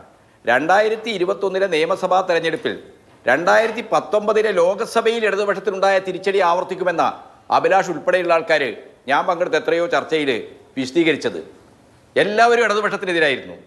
ഏത് സ്വർണ്ണക്കള്ളക്കടത്ത്, 2021 ഖുറാനിലെ സ്വർണ്ണക്കടത്ത്, ഇതെല്ലാം നമ്മൾ തെരഞ്ഞെടുപ്പ് ചർച്ചയല്ലേ? 2021 തെരഞ്ഞെടുപ്പില് ഞാൻ രണ്ട് സർവേ ഞങ്ങളുടെ തന്നെ ഏജൻസി 2021 സർവേ നടത്തിയിട്ട് 2 സർവേയിലും നിങ്ങളെ ഇടതുമുന്നണിയെ വിജയമായി പ്രഖ്യാപിച്ചിട്ടുണ്ട്. ഞാനല്ലോ സർവേ ചെയ്തത്, സർവേ നടത്തിയ ഏജൻസിയാണ്. പക്ഷേ 2021 ഞാൻ ആങ്കർ ചെയ്ത 2 സർവേയിലും ഇടതുമുന്നണിയായിരുന്നു വിജയികൾ, അതും 90+ സീറ്റോടെ 3 മേഖലയിൽ ഉയർന്ന സീറ്റ്. എനിക്ക് നല്ല ഓർമ്മയുണ്ട്. അതൊക്കെ യൂട്യൂബിൽ ഇപ്പോഴും കാണാം. 5 കൊല്ലം മുമ്പത്തെ കാര്യമല്ലേ? ഞാനൊന്ന് പറഞ്ഞോട്ടെ അഭിലാഷേ ഞാൻ പറഞ്ഞോട്ടെ, സർവേ ഒക്കെ എപ്പോഴാണ്? തെരഞ്ഞെടുപ്പിന്റെ തൊട്ട് ദിവസങ്ങളിലേ വരുന്നത്. നമ്മൾ എത്രയോ ചർച്ച ചെയ്തില്ലേ? ഈ സ്വർണ്ണക്കള്ളക്കടത്ത് ഉൾപ്പെടെയുള്ള നിരവധി വിഷയങ്ങൾ ഉയർത്തി പിണറായി വിജയന് ഇനി ഒരു 2ാം ടേം അധികാരത്തിൽ വരില്ല, UDF അധികാരത്തിൽ വരും, ഇവിടെ 32 സീറ്റുകളിൽ, മനോരമ ഉൾപ്പെടെയുള്ള ചാനലുകൾ 32 സീറ്റുകളിൽ പേര് പറഞ്ഞ് ഇടതുപക്ഷം തോൽക്കുമെന്ന് പറഞ്ഞതാ. പക്ഷെ റിസൾട്ട് വന്നപ്പോൾ എന്തായിരുന്നു നമുക്ക് എല്ലാവർക്കും അറിയാം. VD സതീശൻ എന്ന് പറയുന്നത്, ഇപ്പം സുകുമാരൻ നായർ തന്നെ പറഞ്ഞു, ഞാൻ ഒരു സമുദായ നിരങ്ങിയല്ല. ഡോക്ടർ ഗോപകുമാർ പറയുന്ന ഇത്തരം പ്രസ്താവനകൾ ഇടതുപക്ഷ ലിബറലുകൾക്കിടയിലൊക്കെ അദ്ദേഹത്തിന്റെ ഒരു അംഗീകാരം കൂട്ടിയെന്നാണ്. ഞാൻ സമുദായത്തിന്റെ തിണ്ണ നിരങ്ങിയല്ല എന്ന് അദ്ദേഹം പറഞ്ഞു. പക്ഷെ സുകുമാരൻ നായർ പറഞ്ഞത്, അദ്ദേഹത്തെ വിളിച്ച് പറവൂർ താലൂക്ക് NSSന്റെ സെക്രട്ടറിയെ കൂട്ടി വീടാന്തരം കയറിയ ആളാണ് ഈ VD സതീശൻ. ഇവിടെ CPM എന്ന് പറയുന്നത് മുസ്ലിം വിരുദ്ധ പാർട്ടിയാണെന്ന് പറയുമ്പോൾ മുസ്ലിങ്ങളെ ആഭ്യന്തര ശത്രുവായി പ്രഖ്യാപിച്ച വിചാരധാരയുടെ കർത്താവ്, RSSന്റെ തലവൻ, അദ്ദേഹത്തിന്റെ ഛായാചിത്രത്തിന് മുമ്പില് ഗോൾവാൾക്കറുടെ ജന്മവാർഷിക ദിനത്തിന് നിലവിളക്ക് കൊളുത്തി കൈകൂപ്പി നിന്ന മാന്യനാണ്, ഇരട്ടത്താപ്പിന്റെ രാജാവാണ് ഈ VD സതീശൻ. ആ VD സതീശന് വലിയ രീതിയിൽ ലിബറലുകൾക്കിടയിൽ അംഗീകാരമുണ്ട് എന്ന് പറഞ്ഞാൽ നിങ്ങൾ കനകോലു തന്ത്രം ഉപയോഗിച്ച് ഇതൊക്കെ തന്നെ അങ്ങനെ ഒരു വെർച്വൽ പ്രതീതി ഉണ്ടാക്കുകയാണ്, വെർച്വൽ റിയാലിറ്റി ഉണ്ടാക്കുകയാണ്. ആ വെർച്വൽ റിയാലിറ്റിയെ ഞങ്ങൾ വീടാന്തരം കയറിയും ജനങ്ങൾക്കിടയിൽ പ്രവർത്തിച്ചും അതൊക്കെ തുറന്നു കാണിച്ച് ഇടതുപക്ഷം ഇവിടുത്തെ ജനങ്ങൾക്കുണ്ടാക്കി കൊടുത്ത വികസനത്തിന്റെയും ക്ഷേമത്തിന്റെയും നേട്ടങ്ങൾ യഥാർത്ഥ വിഷയങ്ങളായി, ജീവിതാനുഭവങ്ങളായി മുമ്പിലുള്ള ജനങ്ങൾക്ക് മുമ്പിൽ ഈ കാര്യങ്ങളെല്ലാം നന്നായി വിശദീകരിക്കാൻ ഞങ്ങൾക്ക് കഴിയും. ഞങ്ങളെല്ലാം ജനങ്ങളുമായിട്ട് നിരന്തരമായി ബന്ധപ്പെടുന്നവരാണ്. കനകോലുവിനെ പോലുള്ള ആപ്കോ വേൾഡ് വൈഡ് പോലുള്ള പബ്ലിക് റിലേഷൻസ് കമ്പനിയിലൂടെ പ്രതീതി ഉണ്ടാക്കുന്നവരല്ല ഞങ്ങൾ. പോയിട്ട് തന്നെയാണ് നല്ല രീതിയിൽ 3ാം തവണയും അധികാരത്തിൽ വരാൻ കഴിയും. ശരി, ഓക്കെ. ആത്മവിശ്വാസത്തോടു കൂടി തന്നെയാണ് ഇടതുമുന്നണി മുന്നോട്ട് വന്നത്. കനകോലുവിന്റെ കാര്യം കക്ഷി ഇതൊക്കെ വല്ലതും അറിയുന്നുണ്ടോ എന്തോ? എങ്ങാനും CPM നേതാക്കളെ കണ്ടാൽ നിങ്ങൾക്ക് ചെറുതായി ആള് മാറിപ്പോയെന്ന് തോന്നുന്നു എന്ന് അങ്ങേര് വല്ല എയർപോർട്ടിലോ മറ്റോ കണ്ടാൽ പറയാൻ സാധ്യതയുണ്ട്. അവസാനത്തെ 4 മിനിറ്റുകളാണ്. ശ്രീ അബിൻ വർക്കി, താങ്കൾക്ക് മറുപടി പറയാനുള്ള അവസരമാണ്. കോൺഗ്രസ് 2014 തോറ്റപ്പോൾ AK ആന്റണിയാണ് അന്ന് അന്വേഷിക്കാൻ നിയോഗിച്ചത്. AK ആന്റണി കണ്ടുപിടിച്ച ഒരു പ്രധാനപ്പെട്ട കാര്യം എന്ന് പറയുന്നത് കോൺഗ്രസ് ഒരു ന്യൂനപക്ഷ പാർട്ടിയായി മുദ്ര കുത്തപ്പെട്ടു എന്നുള്ളതാണ് ദേശീയ തലത്തിലെ തിരിച്ചടിക്ക് കാരണം. അപ്പോൾ കേരളത്തിലും ഇത്തരം കാര്യങ്ങൾ, ഇപ്പം എന്തായാലും കേരളത്തിന്റെ ഡെമോഗ്രഫി ദേശീയ തലത്തിൽ നിന്ന് വ്യത്യസ്തമാണെങ്കിൽ പോലും ഒരു ന്യൂനപക്ഷ ടാഗ് മാത്രം എന്നുള്ള നിലയിലാവുന്നത് ജാഗ്രതയോടുകൂടി കാണേണ്ട കാര്യമല്ലേ? ഒന്നാമത്തെ കാര്യം, കേരളത്തിലെ ന്യൂനപക്ഷ ഭൂരിപക്ഷ മേഖലകളിലെല്ലാം തന്നെ കഴിഞ്ഞ പാർലമെൻറ്റ് തെരഞ്ഞെടുപ്പിലും കഴിഞ്ഞ പഞ്ചായത്ത് തെരഞ്ഞെടുപ്പിലും ഞങ്ങൾ നേടിയ വിജയം കാണിക്കുന്നത് തന്നെ ഞങ്ങൾക്ക് അങ്ങനെ ഒരു ചാപ്പ ഇല്ല എന്നുള്ളതാണ്. അത് CPM മനഃപൂർവ്വം വരുത്തി വെക്കാൻ നോക്കുന്നതാണ്. അത് അവരുടെ തന്ത്രത്തിൻ്റെ ഭാഗമാണ്. കാരണം കേരളത്തിലെ ജനം അതിന് മറുപടി പറഞ്ഞു കഴിഞ്ഞു എന്നുള്ളത് അറിയാം. 2, ഈ താങ്കൾ ആദ്യം പറഞ്ഞതുപോലെ ഈ ലോകത്തുണ്ടാകുന്ന എല്ലാ കാര്യങ്ങളിലും മറുപടി പറയേണ്ട കാര്യമില്ല. കാരണം ഈ ഏത് ക്രിക്കറ്റ് കളിയുടെ അവസാനം ആദ്യത്തെ ബോൾ 6 അടിക്കുന്നവരോ 2ാമത്തെ ബോൾ 6 അടിക്കുന്നവരോ അല്ല ജയിക്കണേ. അത് 50 ഓവർ കഴിയുമ്പോൾ കൃത്യമായ കളി ജയിക്കുന്നവനാണ് ജയിക്കുന്നത്. അപ്പോൾ അതിനകത്ത് ചില ബോൾ ലീവ് ചെയ്യും, ചില ബോൾ 6 അടിക്കും, ചില ബോൾ 4 അടിക്കും, ചില ബോൾ സിംഗിൾ അടിക്കും, ചില ബോൾ മുട്ടിയിടും. ഇതൊക്കെ ഒരു കളിയുടെ ഭാഗമാണ്. അതുകൊണ്ട് എല്ലാ ബോളും 6 അടിക്കണമെന്ന് നിർബന്ധം പറഞ്ഞിട്ടും കാര്യമില്ല. അത് രാഷ്ട്രീയത്തിൻ്റെ ഭാഗമാണ്. ഇനി 3, ശ്രീ പ്രേംകുമാർ ഇവിടെ ഒരു കാര്യം പറഞ്ഞതിന് മറുപടി പറയാൻ ആഗ്രഹിക്കുക. ശ്രീ പ്രേംകുമാർ, ഞാൻ ഒരു പ്രാവശ്യമല്ല വയനാടിനെ കുറിച്ച് പറഞ്ഞു, ഞാൻ പല പ്രാവശ്യം പറഞ്ഞു. അതിൻ്റെ കാരണം എന്താണെന്നറിയോ? വയനാട്, ഞാൻ താങ്കളോട് ചോദിക്കുന്നു, താങ്കൾക്കറിയാമെങ്കിൽ താങ്കൾ ആ മറുപടി ഇങ്ങ് പറഞ്ഞാൽ മതി. Wayanad rehabilitation project Uralungal labour cooperative സൊസൈറ്റിക്ക് വിട്ടതിൻ്റെ ടെൻഡർ വിട്ടതിൻ്റെ ആ രേഖ ഒന്ന് പുറത്തുവിടാവോ? അല്ല, താങ്കൾ ചിരിക്കേണ്ട, താങ്കൾ പറഞ്ഞാൽ മതി. അങ്ങനെ ഒരു ടെൻഡർ നടപടി നടന്നിട്ടുണ്ടോ വയനാട്ടിൽ? ഞാൻ താങ്കളോട് ചോദിക്കുകയാണ്, താങ്കൾ ഇത്ര വിവരമുള്ള ആളാണല്ലോ. വയനാട് ഞാൻ ചോദിക്കുന്നത് വയനാട് റീഹാബിലിറ്റേഷൻ പ്രൊജക്റ്റിന് ടെൻഡർ നടപടികൾ ഉണ്ടായിട്ടുണ്ടോ ഊരാളുങ്കലിൽ കൊടുത്തതിൽ? ഉണ്ടായിട്ടുണ്ടോ? ടെൻഡർ ഇല്ലാതെ വർക്കുകൾ ഉണ്ടായിട്ടുണ്ടോ എന്ന് ഞാൻ ചോദിച്ചത്. സൊസൈറ്റിയാണ് ULCCS എന്ന്. എല്ലാ സൊസൈറ്റിക്ക് ടെൻഡർ ഇല്ലാതെ കൊടുക്കണം എന്ന് ഏത് നിയമത്തിലാണ് പറഞ്ഞത്? ഈ വയനാട് റീഹാബിലിറ്റേഷൻ പ്രൊജക്ട് 300 കോടി രൂപയുടെ പ്രൊജക്ട് അങ്ങനെ ടെൻഡർ ഇല്ലാതെ കൊടുക്കണമെന്ന് ആരാ പറഞ്ഞു? ഇവിടുത്തെ PWD അസോസിയേഷനും കോൺട്രാക്ടേഴ്സ് അസോസിയേഷനും ഞങ്ങൾ അതിലും താഴ്ത്ത റേറ്റിൽ ചെയ്തു തരാമെന്ന് പറഞ്ഞ് പരസ്യമായ പ്രസ്താവന നടത്തിയിട്ട് ഈ ഊരാളുങ്കൽ ഈ 300 കോടി രൂപയുടെ പ്രൊജക്ട് ടെൻഡർ ഇല്ലാതെ കൊടുത്ത് എന്തിനു വേണ്ടിയിട്ടായിരുന്നു? ശ്രീ പ്രേംകുമാർ അറിയോ, ULCCS എന്ന് പറഞ്ഞ സഹകരണ സ്ഥാപനത്തിന് കേരളത്തിൽ ഏറ്റവും കൂടുതൽ വർക്കുകൾ കൊടുത്തിട്ടുള്ളത് UDF ഭരണകാലത്താണ്. ഞാൻ വയനാടിന്റെ കാര്യം കോടതിയാണ് അംഗീകരിച്ചിട്ടുള്ളത്. സുപ്രീം കോടതി കണ്ണൂരിൽ നഗരസഭാ കാര്യാലയത്തിന് ടെൻഡർ ഇല്ലാതെ കൊടുത്തതിന് സുപ്രീം കോടതി ഈ ULCSനെ അതിൽ നിന്ന് മാറ്റി. രണ്ടാമത്തെ ആൾ കൊടുത്തു. അതറിയില്ലേ? ഈ വയനാടിന്റെ പ്രശ്നം എന്താ? ഇപ്പൊ താങ്കൾ റേറ്റും ചോദിച്ചു, അതും പറഞ്ഞു തരാം. വയനാട്ടിൽ ഞാൻ പറഞ്ഞേക്കെ, ഞാൻ പൂർത്തീകരിക്കട്ടെ. വയനാട് സ്ഥലമേറ്റെടുക്കുന്നതിന് മുടക്കുന്നത് 44 കോടിയാ. വയനാട് വീട് പണിയാൻ വേണ്ടി മുടക്കുന്നത് 60 കോടി രൂപയാ. വയനാട് ഇൻഫ്രാസ്ട്രക്ചറും എല്ലാം കൂടെ കൂടി മുടക്കുന്നത് 50 കോടി രൂപയാ. 300 കോടി രൂപയിൽ 150 കോടി കഴിഞ്ഞ് ബാക്കി 150 കോടി യാതൊരു ടെൻഡറും ഇല്ലാതെ ഈ ഊരാളുങ്കൽ ലേബർ കോപ്പറേറ്റീവ് സൊസൈറ്റിക്ക് കൊടുക്കുമ്പോൾ അത് CPM-ന്റെ അക്കൗണ്ടിലേക്കാണ് പോകുന്നത് എന്ന് ഞാൻ പറഞ്ഞതാണ്. ഇന്നലെയും പറഞ്ഞതാണ്, ഇന്നും പറയുകയാണ്, നാളെയും പറയുകയാണ്. ആർക്കെങ്കിലും മറുപടി ഉണ്ടെങ്കിൽ പെട്ടെന്ന് സമയം പോയി അവസാനിപ്പിക്കാനുള്ള ഞാൻ പറഞ്ഞതിൽ ഉറച്ചു നിൽക്കുന്നു. വയനാട് പ്രോജക്ട് ഇല്ലാതെയാണ് അവർക്ക് കൊടുത്തിരിക്കുന്നത്. കഴിഞ്ഞ 9.5 കൊല്ലമായി കേരളത്തിൽ കാട്ടുകൊള്ളയാണ് ULCS. നിരുത്തരവാദിത്വവും വയനാടിലെ ഈ ദുരന്തബാധിതരോട് കാണിച്ച അനീതികരമായ നിലപാട് അതിലൊന്നും ഒരു കാര്യമില്ല. ശരി, ഓക്കെ. നമ്മുടെ വിഷയങ്ങൾ വളരെ നന്ദി. സമയം അതിക്രമിച്ചു. വളരെ നന്ദി 4 പേർക്ക്. എന്തായാലും തെരഞ്ഞെടുപ്പ് രാഷ്ട്രീയ വിഷയങ്ങൾ നടക്കട്ടെ എന്ന് പ്രതീക്ഷിക്കാം. സൂപ്പർ പ്രൈം ടൈം അവസാനിച്ചു. നമസ്കാരം.